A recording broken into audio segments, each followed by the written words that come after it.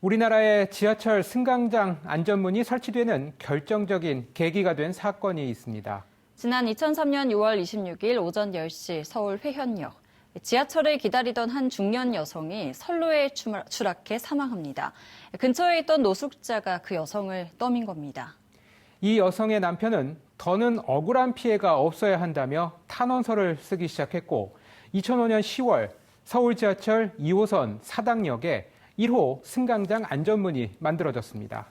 목숨을 지키기 위해 태어난 안전문이지만 때론 목숨을 앗아가기도 합니다. 지난 2016년 5월 김 군은 안전문 오작동 신고를 받고 홀로 점검에 나섰다 숨졌습니다.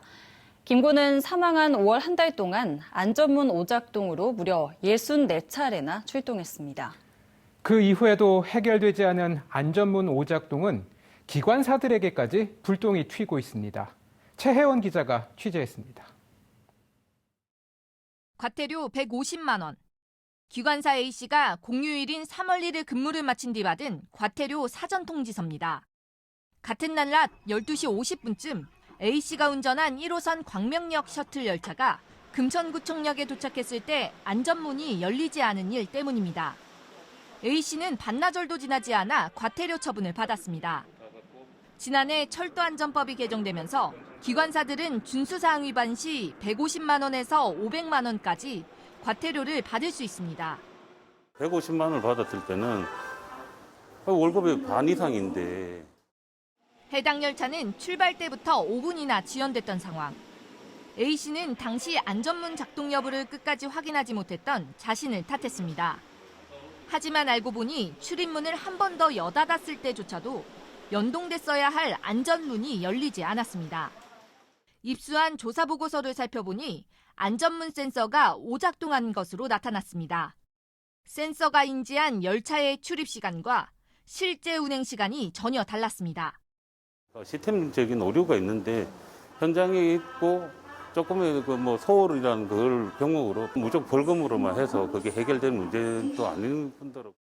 다른 기관사들도 안전문 설치 업체나 운영사가 아닌 현장 노동자에게만 책임을 묻는 것은 과도하다고 말합니다.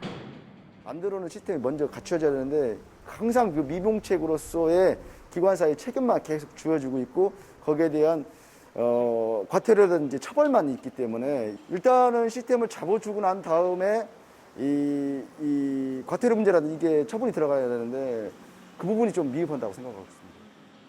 지난 6개월간 구로역에서 금천구청역까지 구간에서 발생한 안전문 장애는 모두 15번. 이 중 안전문 전체가 열리지 않은 경우도 8번이나 됩니다.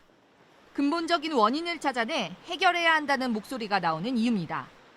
스크린도어가 좀 급하게 설치된 면이 좀 있어요. 작동이 제대로 되고 있는지에 대해서 진짜 전면적인 좀 조사를 해서 뭐가 문제인지를 좀 먼저 찾아내는 게 중요하겠죠.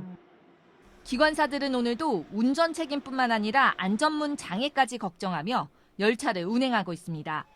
TBS 최혜원입니다.